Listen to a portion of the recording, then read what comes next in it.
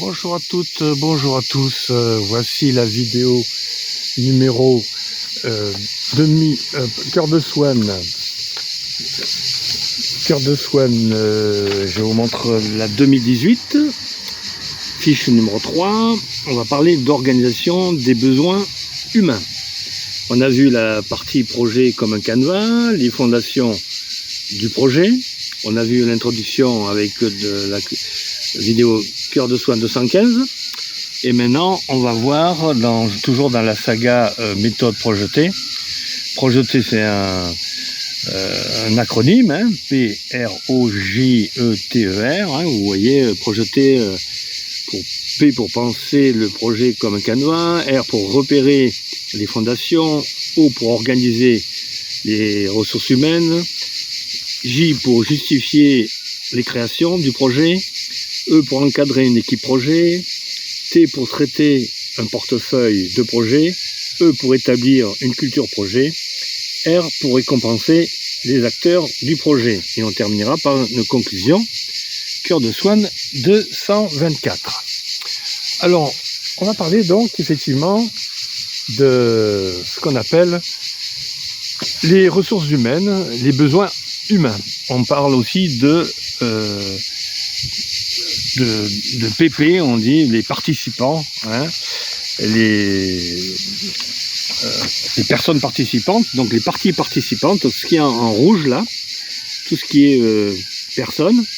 Donc on a besoin peut-être d'un sponsor au niveau humain, on a besoin de ressources humaines de façon interne, ou alors toutes les parties prenantes qui sont prenantes dans un projet, c'est-à-dire les clients, les fournisseurs, les intermédiaires, les intérimaires, les consultants externes, etc., etc.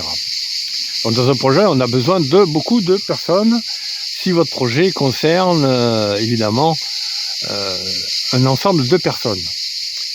Donc il est rare que vous ayez un projet où vous conduisez tout seul le projet, parce qu'on fait un projet pour quelqu'un, pour vous, mais aussi pour d'autres personnes et avec d'autres personnes. Donc ce qui est intéressant maintenant, c'est dans le coaching, si vous faites un coaching avec moi, c'est de vous poser la question: quelles ressources humaines j'ai besoin pour réussir mon projet? Alors, donc c'est la fiche numéro 3, on va voir la partie coaching. Êtes-vous seul responsable dans ce projet? Avez-vous besoin d'un sponsor, c'est-à-dire de quelqu'un qui vous permet de vous apporter des investissements, de l'argent, des locaux, etc. Donc au départ, des fois, vous avez des gens qui aiment votre projet et qui peuvent participer à votre projet. Avez-vous besoin de ressources humaines? Alors, qu'est-ce que c'est qu'on verra la notion de CP, chef de projet, COPIL, qui veut dire comité de pilotage, CODIR, qui veut dire comité de direction, et d'autres éléments qu'on verra dans un projet avec d'autres groupes humains. Quels seront vos clients si vous avez des clients, hein? Quels seront vos clients si votre projet concerne un projet professionnel, si vous êtes auto-entrepreneur ou entrepreneur, et pour qui vous allez faire des produits ou du service? Qui bénéficiera de votre projet? Qui en sera impacté?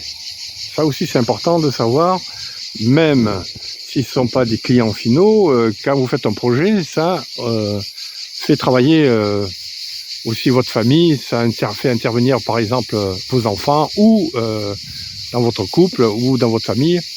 Il peut y avoir un impact indirect. Donc c'est important de connaître l'environnement de votre projet. Évidemment, on terminera par quels sentiments, les sentiments qui vous viennent lorsque vous pensez à tout ça, hein. Quels sont les sentiments qui vous incombent? Est-ce que c'est quelque chose de positif? Est-ce que ça vous met en joie? Est-ce que ça vous procure de la peur, de l'angoisse, etc., etc. On va voir dans la partie formation, si vous faites une formation avec moi, quelques définitions, hein, la notion de sponsor, de chef de projet, de copil, de codir, de partie prenante, PP, d'équipe projet, etc. Donc on va voir un peu ces différents éléments, ces différentes définitions qui vont vous permettre de mieux comprendre les caractéristiques de chacun, les fonctions de chaque personne, de chaque groupe de personnes. On va voir aussi la matrice RACI, qui est très connue en gestion de projet, RACI, c'est l'anachronisme de responsable, acteur, consulté, informé, pour chaque tâche. Parce qu'un projet, vous allez le découper en tâches, vous allez faire la liste des tâches, et puis après vous faites une matrice, tâche, personne. Alors qui est responsable sur la tâche? Quels sont les acteurs ou l'acteur principal de la tâche? Des fois responsable et acteur c'est la même chose, pas toujours. Qui est consulté en externe pour que la tâche puisse se faire au mieux? Et qui doit être informé, c'est-à-dire quelqu'un qui attend que votre tâche soit finie pour lui-même exécuter une tâche. Donc il y a des gens qui attendent que votre tâche soit terminée pour que cette personne puisse continuer à faire d'autres tâches sur votre projet, si vous déléguez ou si il y a des tâches qui sont externes à votre projet et il y a des dépendances entre les tâches. Donc c'est pour ça qu'il faut faire un planning à ce sujet. Ensuite, on verra les relations internes et externes au niveau des parties prenantes et la contrainte qui est importante, la contrainte implication. Cette contrainte, cette triple contrainte avec le triangle alignement, reconnaissance, dévouement.